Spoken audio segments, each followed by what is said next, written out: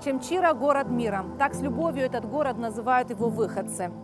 Город с большой историей, основанный греками-колонистами до нашей эры. Тогда здесь шла оживленная торговля. Сейчас город не такой оживленный и процветающий. Хотя туристы, которые появились в этом году на набережной Ачамчиры, уже вселяют надежду.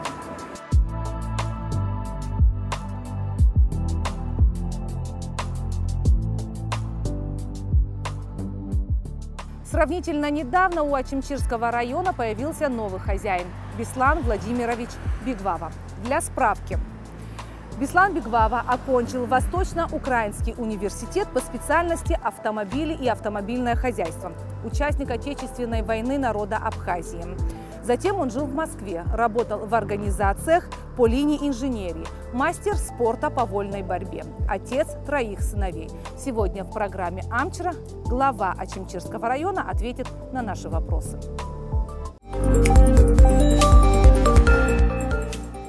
Около 6 месяцев прошло с даты вашего назначения главой Ачамчирского района. Это большой район, 27 сел, плюс город. Район с большим букетом проблем. Это и разрушенные дороги, и разрушенные здания, это сельскохозяйственные проблемы, проблемы с водой, нехватка рабочих мест. Список очень большой. К тому же район, как никто другой, пострадал во время Отечественной войны народа Абхазии. В самом городе видны следы этой войны. Так призадумаешься и не знаешь, с чего начать. Потому как проблем очень много. С чего начали вы? Я ожидал, что проблем будет много, но настолько глубокие. Я-то не находился все время в Москве.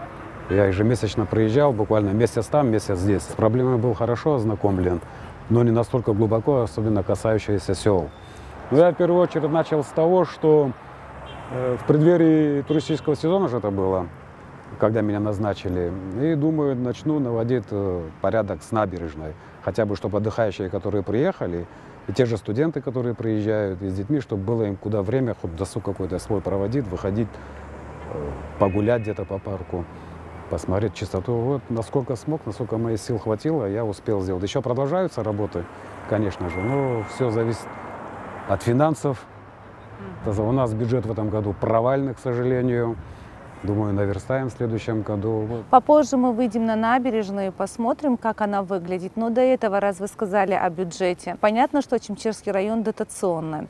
Какую часть бюджета вы выполняете сами, а какую часть вы получаете дофинансирования из республиканского бюджета? Ну, у нас общий бюджет порядка 257 миллионов.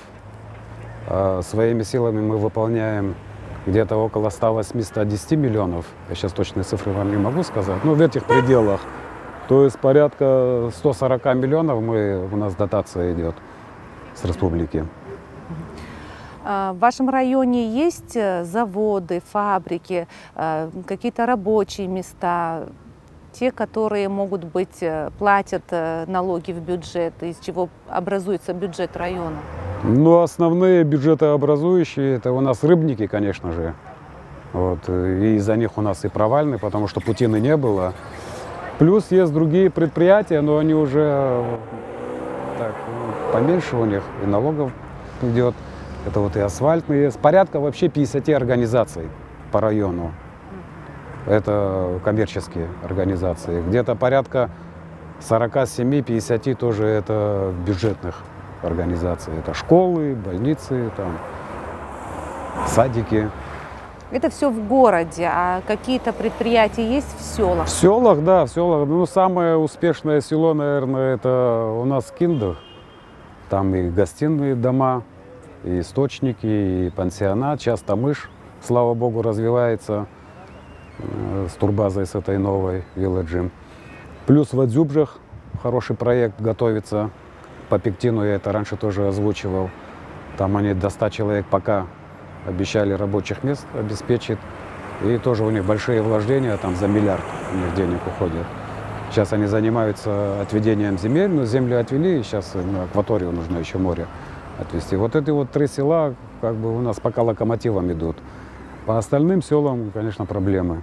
Была фраза, мысль, что если будет успешная будет успешный туристический сезон в туристическом комплексе Тамыш, то такие объекты могут еще открыть несколько объектов в Ачимчирском районе.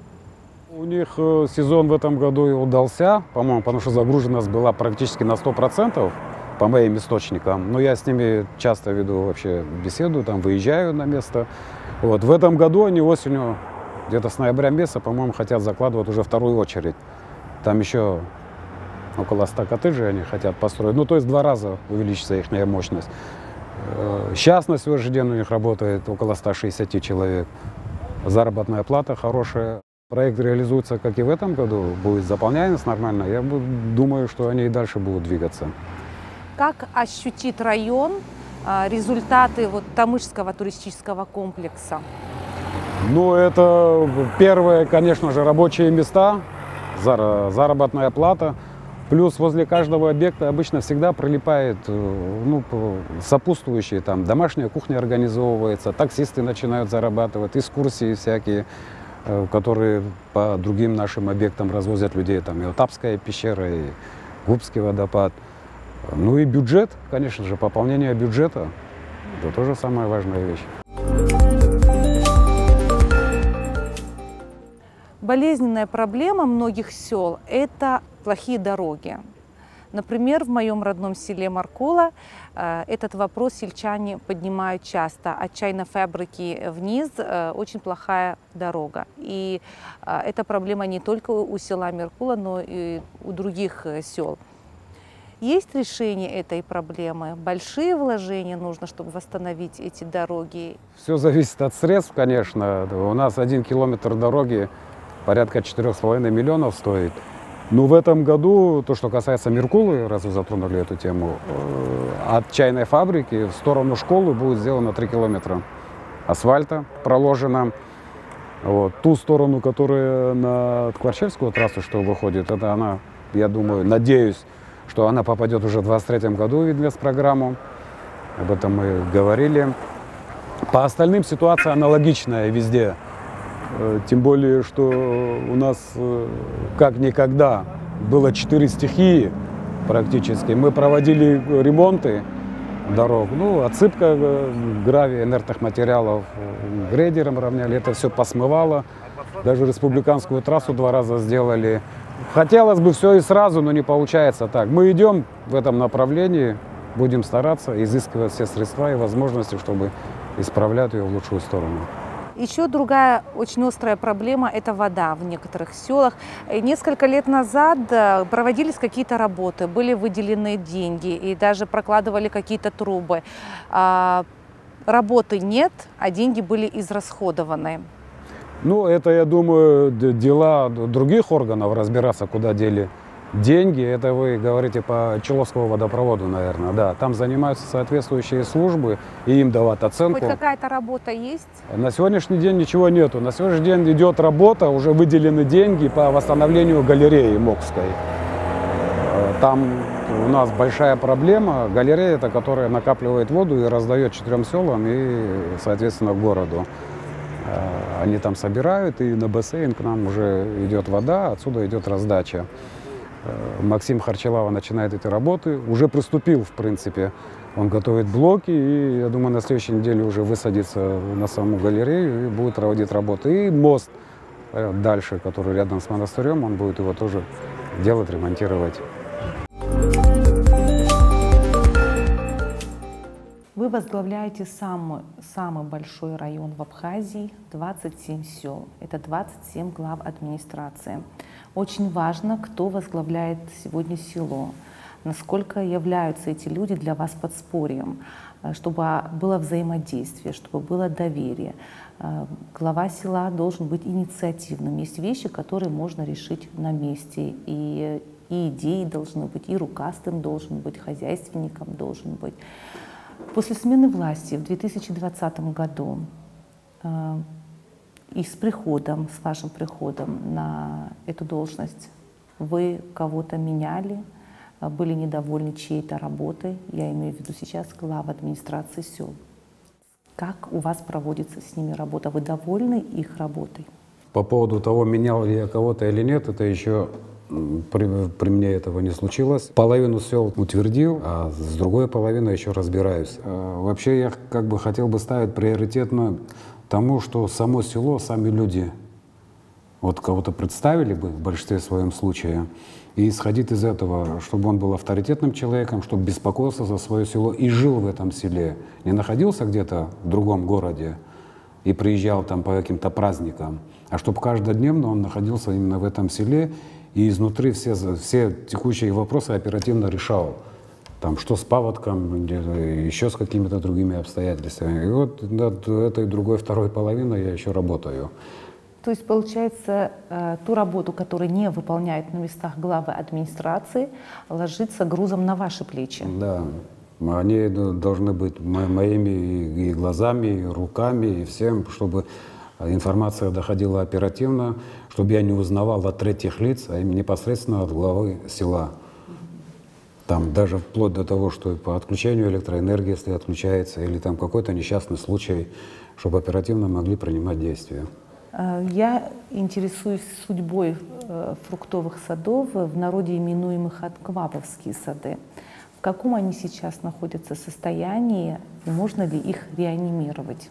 По Очамчирскому району в 2012-2014 году, что были заложены сады. Их было 19 фруктовых садов заложено, общая площадь 665 гектар, общая стоимость на 182 миллиона рублей была потрачена. Из 19 фруктовых садов остались только 3 более или менее живых сегодня. Это вот Лашкиндар у Пили Олега и в Джгердах 2 под руководством Кварацхелия и Амичба. Все остальные, к сожалению, заброшены, погибли, что-то сгорело. Вот такая вот история с этими садами у нас.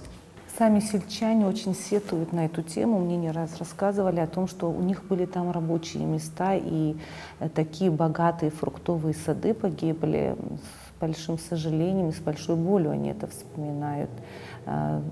Что бы имел сейчас район, если эти проекты реализовались бы в полную силу? Ну, это погибли, наверное, еще из той политической ситуации, которая у нас сложилась в 2014 году. Имел бы район, ну, рабочие места, опять же, люди работали бы, зарабатывали бы денег, продавали бы свои фрукты, но на это не хватило у них финансов. Это надо было бы все лечить, обрабатывать, пока они не дали бы первые плоды, урожай. Потом это надо было бы все сделать дорожную карту, чтобы они вывозили то, что они произвели. Ну, государственная поддержка должна была быть, но это как-то все ушло. Люди, которые этим занимались, конечно, разочаровались, сами не смогли это все потянуть. И вот произошло то, что произошло на сегодняшний день. Получается, не месть анквабу была, а месть жителям сел и Очамчирского района, получается? По итогу, конечно же, пострадали жители. К сожалению, это плохая история.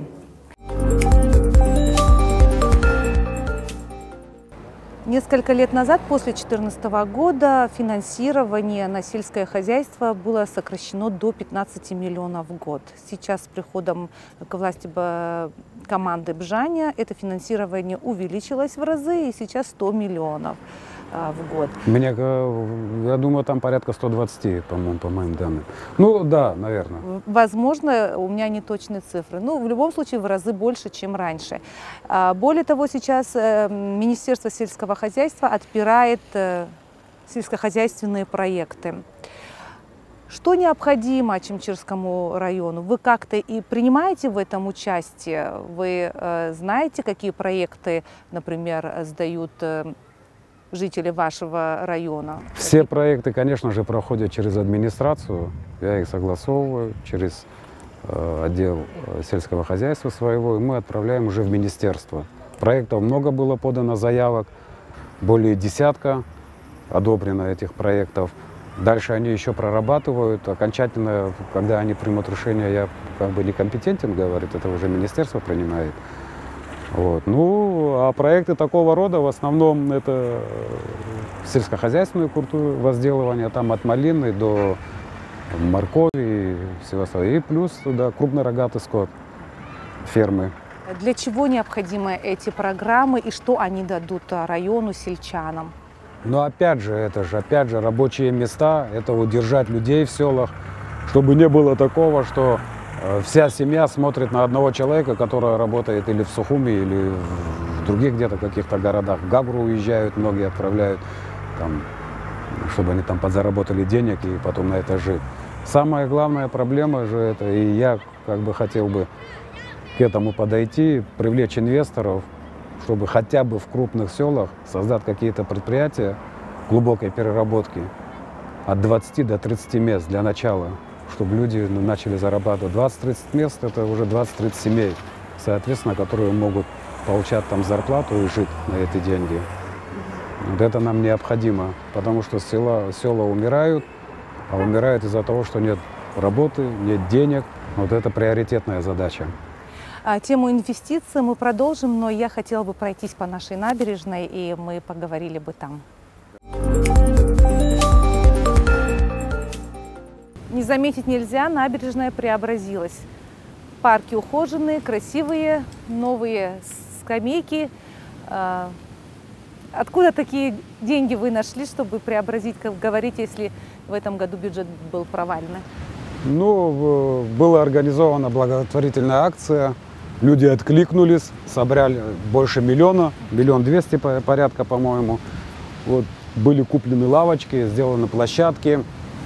Еще хочу поставить цветочники, посадить кипарисы вдоль вот этой дороги, озеленение какое-то провести, на что хватит средств. Надеюсь, что еще люди, в особенности, конечно же, москвичи мои друзья, там помогли хорошо. И, ну и местное население, конечно же, прям с восторгом приняло это. А есть понимание у населения? Есть. У населения есть понимание, во всем как бы поддерживают, помогают. Люди сами выходят, какие-то моменты, вот если дальше там пройдем, правда, далековато, сами благоустраивают территорию, там ставят фонтанчик, построили. Это вот самые местные. Потом там дальше еще одну площадку организовали, лавочки новые поставили, вазоны. Ну так, красивое место отдыха. Хотят, да. Хотят и желают, и я думаю, все получится. У нас вообще город такой, Очамчир, он всегда славился тем, что взаимопомощью какой-то и любили друг друга. Я думаю, эта черта вернется к нам, и все это будет. Вы оптимистично настроены. Да, я всегда был оптимистом. Но тем не менее, я возвращаюсь, вас возвращаю к негативу. Вот здесь такая красота, мы видим новшества, облагородили территорию. И рядом с ним вот такие разрушенные здания. Как можно их привести, эти объекты, в надлежащий вид? Все-таки это в центре города. Кто хозяева? Это государственные объекты или все-таки в частных руках? Эти объекты пока государственные, и этот объект, там, и следующий возле администрации.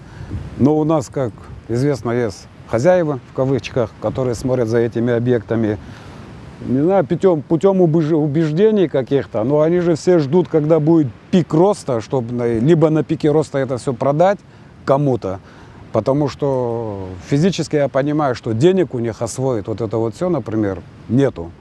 И не хватит, это по людям видно. Как путем убеждения это будет, или будет принят какой-то закон, который будет изымать такого рода объекты, если люди по 20, по 30 лет их держат и ничего не делают. Я, кстати, сейчас было у меня совещание по комиссии приватизационной. Люди дают, ну, документы оформлять, ну, приватизацию, жилье. Я поручил своим горслужбам, после того, как они наведут порядок на участке, хотя бы выкосят вот этот кустарник, который у них растет, и фасадную часть, чтобы сделать. После этого оформлять документы. Этим путем сейчас пойдем. По-другому пока, ну, иногда приходится применять карательные меры, но я не думаю, что это настолько карательно. Это нужно один день взять косу и вычистить свой двор. Все. Зачем должны страдать соседи, чтобы к ним заползали с соседнего участка змеи, крысы и все остальное? Чтобы был такой резкий скачок в развитии, заметный скачок, наверняка надо привлекать инвестиции. Да. Вы сами озвучили эту мысль. Как это сделать, как привлечь сюда инвестора? Но в первую очередь, помимо того, чтобы предложить вот такую красоту или какие-то построения, да, надо же, чтобы здесь было безопасно. как обстоят дела с криминогенной ситуацией в Ачимчирском районе? Ну, Как работает в милиция? целом с криминогенной ситуацией обстоят дела нормально. У нас нету таких громких преступлений и особо никогда не было. Какие-то мелкие преступления, если даже и есть, да, милиция, конечно же, работает, нареканий к ним нету, но горожане сами это пытаются внутри решить эту проблему и относятся к этому. У нас более или менее спокойный город. У нас не ломают, как там в других городах, я не буду называть, машины туристам. Ну, один случай был за все лето, что там стекло поломали. В этом плане у нас тихо, спокойно. Преимущественно кто сейчас живет в Ачимчире? Молодежь, старшее поколение? Ну, летом молодежи, соответственно, больше, потому что студентов много, учатся людей много, летом приезжает. Ну, средний возраст, наверное, приоритетней. Там от 40 до 50 лет, это вот как бы А где больше. можно в Ачимчире найти работу для молодого человека? Ну, у каждого свои цели, смотря какую работу они хотят. Есть такие случаи, например, это не касается, конечно же, всех. Вот пришли ко мне недавно организация общественная и сказали, Меркула, кстати, у вас там проблема без фамилий. Дети не имеют еду, спят на полу, на матрасах, надо помочь. Я говорю, пожалуйста. Вот отец есть, там порядка 30 лет. Я скажу своим горслужбам, у меня не хватает работников. Зарплата там порядка 20-22 тысяч рублей, плюс он еще может заработать денег там до 30 тысяч. Ну, 1050 в месяц будет зарабатывать. Даю телефон, с кем связаться, поручил горслужбам, чтобы принят этого человека. До сих пор никакого звонка. То есть некоторые вот так вот относятся к этому. Работа есть. Я понимаю, что все хотят сидеть в кабинетах, естественно, и руководить. Но нам и рабочие специалисты нужны. У нас не хватает ни сантехников, ни сварщиков, ну вот такого рода профессий. То есть, получается, штаты есть, Да, работники нужны, а но рабочих не хотят людей идти вот нет. на эти, да, на такие должности, на такие работы не хотят, Не да? хотят идти, да. Вот я говорю, что Пектин будет заходить завод. Там у меня было условие к ним, чтобы набирали только из числа местных, там всех менеджеров, там каких-то юристов, экономистов, которые им будут необходимы, нужны. Там, соответственно, понятно, там, если у нас нету такого рода специалистов, там, водолазов, космонавтов, тогда да, они могут приглашать с других районов или вообще с другой страны. А все то, что мы можем сами осилить, чтобы только было из числа местного населения, на работу брали. Ситуация с ковидом в вашем районе. Когда еще год назад у вас была стабильная ситуация, сейчас статистика говорит об обратном. На связи всегда с Мадоной Корбеевной Кишмари, это наш главврач больницы. Вот вчера буквально она мне скидывала информацию. По больным, которые лежат на стационаре, вроде бы все ничего, 9 человек. Но по ПЦР-тестам, которые сдаются, у нас больше половины с положительной динамикой. Но самое страшное, что из них тоже больше половины дети болеют. Вот. И у нас вот сегодня я проводил совещание с главами сельхозадминистрации, и практически, ну, во многих селах школы закрываются, ну, начальные классы, потому что вот эпидемия этого ковида. Не знаю, если дальше так дело пойдет, то может быть вплоть до закрытия школ, хотя бы вот этот очаг, чтобы не поражал другие села уже. Вот, ну, точечно. Сейчас промониторим следующую неделю, как будут обстоять дела. Согласовать надо будет с учителями, если мы школу будем закрывать, как они вот эти уроки, которые пропустят, может, дополнительно будут потом им проводить. Меня интересует вот такой вопрос. В школах мало детей. И вообще в селах люди живут далеко друг от друга. Это не многоэтажный дом. А почему нельзя соблюдать ограничительные меры? В той же школе, где 5 детей, их же можно рассадить. Проблема еще такая, что они вот автобусы довозят до школ детей. Они в этом автобусе все скапливаются. И пока едут, наверное, там происходит заражение в этих автобусах. А нет ли другой причины массового скопления людей, такие как поминки, свадьбы? К сожалению. Можете ли вы на это влиять через глав администрации сел? Это же нарушение распоряжения президента. К сожалению, да, такие случаи имеются. Люди, наверное, это знаете как, меня не коснулось, а значит этого нету. Иногда хочется взять таких людей, сделать экскурсию в больнице, и как это врачи переносят сами, они падают с ног. И что творится с теми больными, которые уже эту заразу подхватили. Доносим, объясняем, но люди все равно на своем.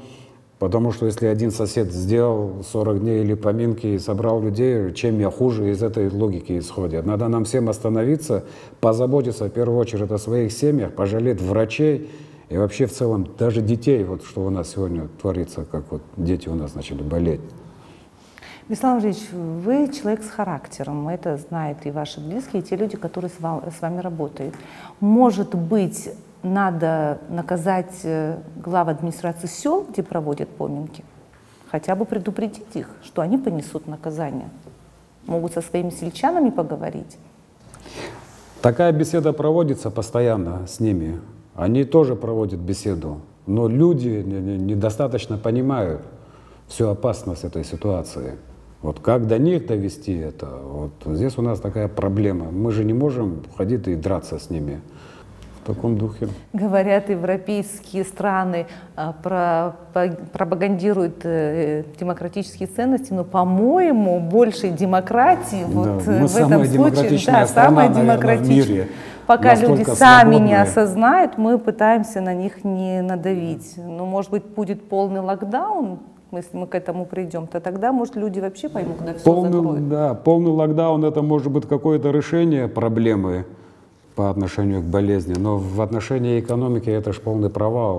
Вот какую здесь чаша весов, в какую сторону перетянет, то нужно все тоже настолько просчитывать. По поводу Очимчирской городской больницы. У вас очень отзывчивый, искренний главврач Очимчирской городской больницы. Несколько раз мне приходилось к ней обращаться, она заботится о пациентах.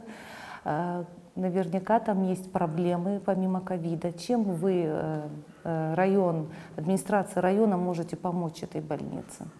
Но мы все силы прилагаем, что вот недавно сделали кислородную станцию, где ставят кислородные баллоны. Не то, что производит кислород, а то, что ставят кислородные баллоны. Протянули магистраль там, где больные лежат, чтобы не поднимать их на второй этаж. Эти баллоны на магистраль есть.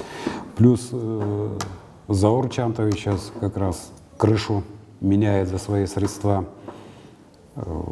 полностью в больнице. Заур Чантович Заранди? Да, Заранди. Вот, отозвался, кондиционера там купил. Есть частные лица, которые тоже там от себя что-то делают, какие-то палаты, ремонт. Вот. И, кстати, очень хорошо откликнулись у нас рыболовецкое хозяйство. Я их как-то собрал, попросил купить электростанцию. У нас же сейчас свет отключается по графику, а это влияет, потому что на одного человека там идет в сутки, по-моему, 12 баллонов, я уже не помню, кислородных. А когда света нет, этих баллонов не успеваешь довозить, там у них перенастраивается их оборудование. Вот. Они тут же мгновенно откликнулись, купили эту электростанцию, 750 тысяч денег собрали, мы уже ее установили. То есть со светом там вообще проблем нету. Отключат, не отключат, больница всегда будет с электроэнергией. Кто вас поддерживает и на кого вы рассчитываете, на чью помощь вы рассчитываете в решении вот этих проблем? В первую очередь, на людей это, соответственно. Люди всегда поддерживают, они всегда рядом, приходят, вот мы здесь, мы рядом. Ну и на руководство страны, потому что я когда пришел сюда, руководство страны в лице президента Аслана Георгиевича, он сказал, что всю, любую посильную, непосильную помощь мы будем оказывать нашему району, потому что у нас в очень тяжелом состоянии, и мы все сделаем для того, чтобы район поднять на должный уровень. А я думаю, это будет исполнено. Вы ощущаете эту помощь? Ощущаю. Даже по последней технике, которую мы приобрели, ее никогда не было, которую я отдал в горслужбы, она стоит порядка 14,5 миллионов. Заплатили. Она многофункциональная, будет чистить и ливневки, и мелколесье убирать, копать, рыть, планировать. Очень много видов работ можно ее делать. Она уже, кстати, и работает. и может заменить целый отряд работников, такая техника. И еще решение одной очень важной проблемы — освещения трассы Сухума-Чимчира, которая ожидается в ближайшее время. Ну, президент озвучил буквально вот недавно на своей пресс-конференции, это будет этой осенью в первую очередь. Вот, тут меня, то, что касается города, в городе тоже будет меняться освещение, но это уже есть у нас депутат такой, Инал Тарба, который пообещал помочь в этом плане. Я думаю, он не подведет, выполнит свое обещание. Вот ждем. Вы человек, который занимались бизнесом, когда жили за пределами Абхазии. У вас было свое дело, и тем не менее вы отказались от этой работы, взялись за очень сложный район Абхазии. И у меня есть информация, что вы даже свои личные деньги вкладываете в решение проблем, которые существуют в вашем районе. Что вами движет? Ну, я же родился, я вырос в этом городе, в этом районе. И мне обидно и больно, что в других городах условия жизни лучше, а здесь застой какой-то идет последние годы. И принял такое решение теми силами, возможностями, не знаю, тем умением, тем опытом, который я накопил в России, проявить здесь, попытаться изменить как-то в лучшую ситуацию. Я не могу это сделать за одну секунду, там, щелчком пальцев, но приложу все силы. Мне не нужно здесь не заработать для себя ничего. Я хочу, чтобы район как-то стал на должном уровне и изменить ситуацию в лучшую сторону.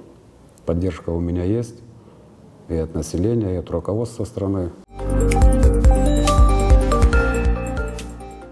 По традиции программы «Амчра» мы задаем 3 вопроса руководителю. Какие 3 вопроса он обязует себя решить в течение года? Вот какие 3 вопроса вы должны будете решить? Я не люблю особо говорить на тему, что я хочу сделать, потому что я немножко суеверный человек. Боюсь, если я что-то объявлю, оно может не получиться. Но, тем не менее, в следующем году, конечно же, я хочу поменять все тротуары, всю брусчатку, все бордюры. Это вот необходимая вещь. Проасфальтировать хотя бы те дороги, которые ведут на море, переулки. Ну и третья моя вот такая основная цель и задача — создать из города Очамчира такой спортивный центр. И он будет касаться не только Абхазии, а чтобы это завести сюда все страны СНГ. И чтобы круглый год здесь проводились спортивные мероприятия. У нас, я со многими спортсменами разговаривал из России, их очень устраивает это место из-за того, что безлюдность. Можно пробежки организовывать, есть у нас стадион великолепный, у нас борцовский зал хороший, боксерский зал, есть гостиница для спортсменов, потому что в области туризма, да, сейчас преодолеть как бы Гагру, да, мы не в состоянии, у нас нету столько отелей, а вот именно в спорт удариться и приглашать спортсменов круглый год, вот это вот как бы вот самая приоритетная задача моя. Вы мастер спорта по вольной борьбе. Да, мастер спорта СССР. Поэтому вам близка тема спорта? Ну, мне эта тема очень близка. Ну, я пока другого не придумал, чтобы вот именно в город приглашать людей, туристов. Кто туристы, они-то сами ездят, а чтобы именно завлекало их. В Штатах есть такая спортивная столица, это Майами, я там был. Вот, и у них вся Америка ездит туда, и они круглый год занимаются спортом. И это завлекает очень много людей. Просто мне нужно будет организовать вот на таких пустырях, да, спортивные площадки, где люди могут потренироваться на чистом открытом воздухе. И я думаю, это будет пользоваться таким большим успехом. Вы сами занимаетесь спортом? Сейчас немножко подзабросил, но эту осень начну уже заниматься. Уже буду в спортшколе. Подзабросили из-за плотного графика, из-за работы? Да. Мне очень понравилась ваша идея по поводу спортивного города. Дай бог, чтобы они у вас получились, эти планы реализовались. Через год мы вернемся и спросим, что из задуманного получилось, а что нет и почему не получилось. Удачи вам! Спасибо большое.